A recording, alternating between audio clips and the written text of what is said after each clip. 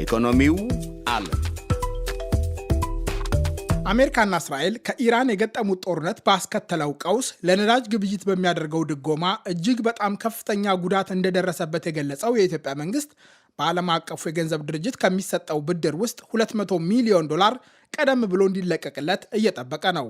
ገንዘቡ መቀመጫውን በዋሽንግተን ዲሲ ያደረገው ተቋም የጠቅላይ ሚኒስትር አብይ አህመድ መንግስት ተግባራዊ ለሚያደርገው መዋቅራዊ የኢኮኖሚ ማሻሻያ ከፈቀደው $3.4 ቢሊዮን ብድር ውስጥ የተካተተ ነው። የዓለም አቀፉ የገንዘብ ድርጅት ቃል አቀባይ ጁሊ ኮዛክ ገንዘቡን አስቀድሞ ለመልቀቅ ለስራ አስፈጻሚ ቦርድ ምክረ ሐሳብ እንደሚቀርብ ባለፈው ሳምንት አረጋግጠዋል። በኢትዮጵያ ብድር የሚለቀቅበትን የጊዜ ሰሌዳ ለመከለስ ለስራ አስፈጻሚ ቦርዳችን ምክረ ሐሳብ አቅርበናል። ምክረ ሐሳቡ በመካከለኛው ምስራቅ የሚካሄደው ጦርነት ያሳደረውን ተጽዕኖ ለመቋቋም እንዲረዳ $200 ሚሊዮን ገደማ የሚለቀቅበትን ጊዜ ወደዚህ ዓመት ለማምጣት ነው። ከአጠቃላይ ብድሩ ውስጥ የመጀመሪያው $1 ቢሊዮን የተለቀቀው በሐምሌ 2016 የውጭ ምንዛሪ ግብይት በአቅርቦትና ፍላጎት እንዲከወን መወሰኑን ተከትሎ ወዲያውኑ ነበር። ከዚያ ወዲህ ዓለም አቀፉ የገንዘብ ድርጅት ለ4 ዓመታት የሚቆየውን የተራዘመ የብድር አቅርቦት መርሃ ግብር አፈጻጸም እየገመገመ ለጠቅላይ ሚኒስትር አብይ አህመድ መንግስት ብድር ሲለቅ ቆይቷል። በጥቅምት 2017 የመጀመሪያው ግምገማ በዓለም አቀፉ የገንዘብ ድርጅት ስራ አስፈጻሚ ቦርድ ሲጸድቅ የኢትዮጵያ መንግስት $340.7 ሚሊዮን ከእጁ አስገብቷል። በተራዘመ የብድር አቅርቦት ሁለተኛ ዙር ግምገማ በጥር 2017 ተጨማሪ $248 ሚሊዮን ዓለም አቀፉ የገንዘብ ድርጅት ለቆ ነበር። በሰኔ 2017 ከሶስተኛው ዙር ግምገማ በኋላ $262.3 ሚሊዮን እንዲሁም በአራተኛው ዙር ግምገማ $261 ሚሊዮን በጥር 2018 ለኢትዮጵያ መንግስት ተለቋል። ግምገማዎቹን የሚያከናውነው የዓለም አቀፉ የገንዘብ ድርጅት የባለሙያዎች ልዑክ ከሚያዝያ 28 እስከ ግንቦት 12 ድረስ በአዲስ አበባ ሰንብቷል። ባለሙያዎቹ ከኢትዮጵያ ባለስልጣናት ጋር ባለፈው ሳምንት በአምስተኛው ግምገማ ላይ ከስምምነት መድረሳቸውን አሳውቀዋል። ስምምነቱ በድርጅቱ ስራ አስፈጻሚ ቦርድ ከጸደቀ ዓለም አቀፉ የገንዘብ ድርጅት ለኢትዮጵያ ከፈቀደው ብድር ውስጥ $468 ሚሊዮን ይለቃል። በአምስተኛው ዙር ግምገማ ለኢትዮጵያ የሚለቀቀው $260 ሚሊዮን ገደማ እንደሆነ ይጠበቅ ነበር። ይሁንና አበዳሪው ተቋም ተጨማሪ $200 ሚሊዮን ከታቀደለት ጊዜ አስቀድሞ እንዲለቀቅ ለስራ አስፈጻሚው ቦርድ የሚያቀርበው ምክረ ሐሳብ የገንዘቡን መጠን አሳድጎታል። ምክረ ሐሳቡ ከጸደቀ የኢትዮጵያ መንግስት በአይኤምኤፍ ከተፈቀደለት ብድር ውስጥ የወሰደውን ገንዘብ ወደ $2.7 ቢሊዮን ገደማ ያደርሰዋል። የልዑኩ መሪ አልቫሮ ፒሪስ በሸቀጦች የወጪ ንግድ፣ የውጭ ምንዛሪ ክምችትና የመንግስት ገቢ አሰባሰብ ባለፉት ወራት መሻሻሎች መታየታቸውን ከጉብኝቱ በኋላ ባወጡት መግለጫ አስታውቀዋል። ይሁንና በመካከለኛው ምስራቅ የተከሰተው ጦርነት ንግድን በማስተጓጎል የነዳጅ እጥረት በመፍጠርና የነዳጅና የማዳበሪያ ዋጋ በከፍተኛ ሁኔታ እንዲጨምር ማድረጉን ፒሪስ በመግለጫቸው ጠቁመዋል። የኢኮኖሚ እንቅስቃሴው ጠንካራ ሆኖ ቢታይም ፒሪስ በአገሪቱ እድገትና የዋጋ ግሽበት ላይ መጠነኛ ያሉት ተጽዕኖ እንደሚኖረው አልሸሸጉም። የኢትዮጵያ መንግስት ተግባራዊ በሚያደርገው የኢኮኖሚ ማሻሻያ መሰረት ለነዳጅ ምርቶችና የአፈር ማዳበሪያ የሚያደርገውን ድጎማ ቀስ በቀስ ለማንሳት ተስማምቷል።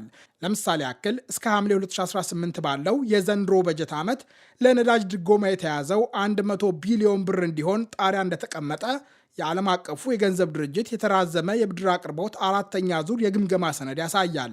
ይህ ከጠቅላላ የአገር ውስጥ ምርት ወይም ጂዲፒ 0.6 በመቶ ድርሻ አለው። በሰነዱ መሰረት የኢትዮጵያ መንግስት ድጎማው ሙሉ በሙሉ ወጪን ወደሚያስመልስ የነዳጅ ዋጋ አተማመን የሚደረገው ሽግግርና የነዳጅ ታክሶች እንደገና ስራ ላይ መዋል የሚያስከትሉትን የአጭር ጊዜ የገንዘብ እጥረት ለመቋቋም ያግዛል የሚል እምነት አለው። ይሁንና አሜሪካና እስራኤል ከኢራን ጋር ጦርነት ሲገጥሙ የተከሰተው የዋጋ ማሻቀብ መንግስት የነዳጅ ድጎማን በሂደት ለማስቀረት ከጀመረው ጥረት ጋር የተጋጨ ሆኗል። የአገሪቱን እንቅስቃሴ በኃይል ያወከው የነዳጅ እጥረትና የዋጋ ጭማሪ መንግስት በየወሩ ተጨማሪ $20 ቢሊዮን እንዲደጉም እንዳስገደደው የገንዘብ ሚኒስትሩ አቶ አህመድ ሽዴ በቅርቡ ተናግረው ነበር። በየወሩ 20 ቢሊዮን አዳዲስ ድጎማዎች ከነበረው የማክሮ ኢኮኖሚ ሪፎርምን ተከትሎ ስናረግ ከነበረው ድጎማ ይሄ ተጨምሮ አጠቃላይ የድጎማ ክምችቱን ከ300 ቢሊዮን በላይ ከፍ አድርጎታል ማለት ነው። አቶ አህመድ በኢትዮጵያ በስፋት ጥቅም ላይ የሚውለው የነጭ ናፍጣ አቅርቦት ሲቀንስ በዜጎችና በኢኮኖሚው ላይ የተለያዩ ጫናዎችና ጉዳት መከሰታቸውን ቢያምኑም በድጎማው መንግስታቸው እጅግ ከፍተኛ ጉዳት እንደገጠመው ገልጸው ነበር። ዓለም አቀፉ የገንዘብ ድርጅት የነዳጅ ድጎማ እንዲነሳ ግፊት ቢያደርግም መሰል ማሻሻያ የሚያደርጉ እንደ ኢትዮጵያ ያሉ ሀገራት ተጋላጭ የህብረተሰብ ክፍሎችን ከከፍተኛ የዋጋ ጭማሪ ለመከለል የሚያስችሉ የአሰራር ስርዓቶች ተግባራዊ ማድረግ እንደሚገባቸው ጁሊ ኮዛክ ተናግረዋል።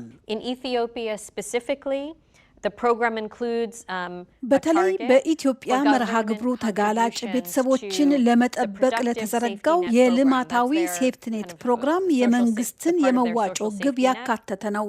በመጪዎቹ ዓመታት መንግስት ይህንን የማህበራዊ ዋስትና ፕሮግራም ገጠራማ የሆኑ አካባቢዎችን ጨምሮ ወደ ሁሉም ክልሎች የማስፋት እቅድ አለው።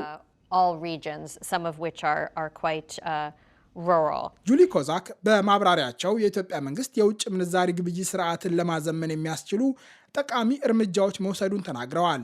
እርምጃዎቹ በመደበኛና ትይዩ የውጭ ምንዛሪ ገበያዎች መካከል ያለው ልዩነት ባለፉት ወራት እንዲጠብ ማድረጉንም አስረድተዋል። በማሻሻያው ዓለም አቀፉ የገንዘብ ድርጅት ግልጽነትን ለማጠናከርና ገበያው በቅጡ እንዲሰራ የሚያስችሉ እገዛዎች እያደረገ እንደሚገኝ የተናገሩት ቃል አቀባይዋ የውጭ ምንዛሪ ግብይት መድረክ መከፈቱን፣ ነጋዴዎች ከወጪ ንግድ ገበያቸው ውስጥ የተወሰነውን ለብሔራዊ ባንክ እንዲያስረክቡ የሚያስገድደው አሰራር መቅረቱን፣ እንደዚሁም አነስተኛ መጠን ያላቸው የውጭ ምንዛሪ ዝውውሮች ቀለል እንዲሉ መደረጋቸውን በአዎንታዊ ማሳያነት አቅርበዋል።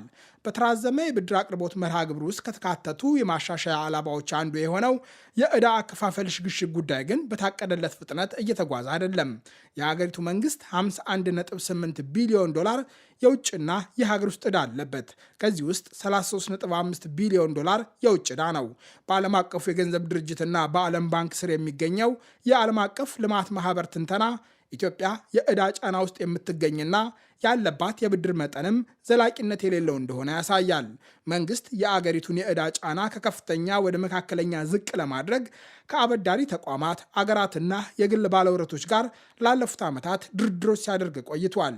ይሁንና ኢትዮጵያ 1 ቢሊዮን ዶላር የተበደረችበት ቦንድ ባለቤት ከሆኑ የተወሰኑ ባለውረቶች ጋር የአከፋፈል ሽግሽግ ለማድረግ በተደጋጋሚ የተካሄዱ ውይይቶች ፍሬያማ አልሆኑም። ባለፈው ወር የቦንድ ባለቤቶቹን የሚወክል ጊዜያዊ ኮሚቴ መንግስት ያቀረበውን የአከፋፈል አማራጭ ውድቅ ካደረገ በኋላ የኢትዮጵያ አበዳሪዎች በእንግሊዝ ሀገር በሚገኝ ፍርድ ቤት መንግስትን ለመክሰስ እየተዘጋጁ ነው። የኢትዮጵያ መንግስት ያቀረበው ምክረ ሀሳብ ከግል ባለውረቶች ለተበደረው ለእያንዳንዱ ዶላር 86 ሳንቲም ገደማ መልሶ ለመክፈል ነበር። ይህ ለኢትዮጵያ መንግስት የዕዳ ክፍያ እፎይታ የሰጡት ቻይናና ፈረንሳይን የመሰሉ አበዳሪዎች ከሚከፈላቸው በላይ ነው። ገንዘብ ሚኒስቴር የቦንድ ባለቤቶችን ከሚወክል ኮሚቴ ጋር የተደረገው ውይይት ያለ ውጤት ከተበተነ በኋላ አሁንም ገበያ መር መፍትሄ ለማፈላለግ ቁርጠኛ እንደሆነ አስታውቋል። የዕዳ ክፍያ ከዘንድሮው 1.93 ትሪሊዮን ብር በጀት ውስጥ 24 በመቶ ድርሻ ነበረው።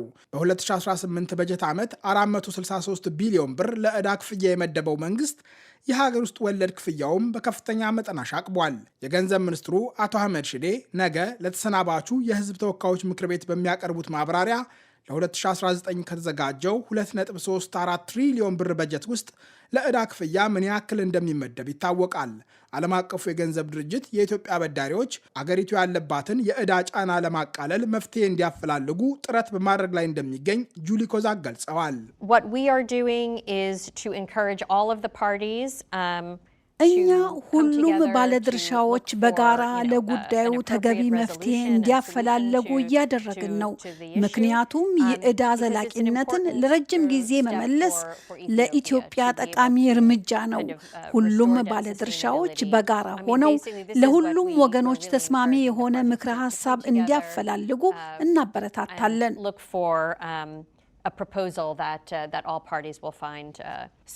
ብርን በኃይል ያዳከመው የኢኮኖሚ ማሻሻያ በመጪው ሐምሌ ሁለተኛ ዓመቱን ይደፍናል። የኢትዮጵያ ባለሥልጣናትና የዓለም አቀፉ የገንዘብ ድርጅት ሹማምንት ማሻሻያው ስኬታማ እንደሆነ ቢገልጹም ዜጎች በተደራራቢ ግብር፣ የኑሮ ውድነትና የተዳከመ መገበያ ገንዘብ ጫናውን ለመጋፈጥ ተገደዋል። የዓለም አቀፉ የገንዘብ ድርጅት ቃል አቀባይ ግን ኢትዮጵያውያን የኑሮ ደረጃቸውን የሚያሻሽል ኢኮኖሚ መገንባት እንዲችሉ የማክሮ ኢኮኖሚ መረጋጋትን ለመፍጠር ይረዳል የሚል እምነት በተቋማቸው ዘንድ እንዳለ ተናግረዋል።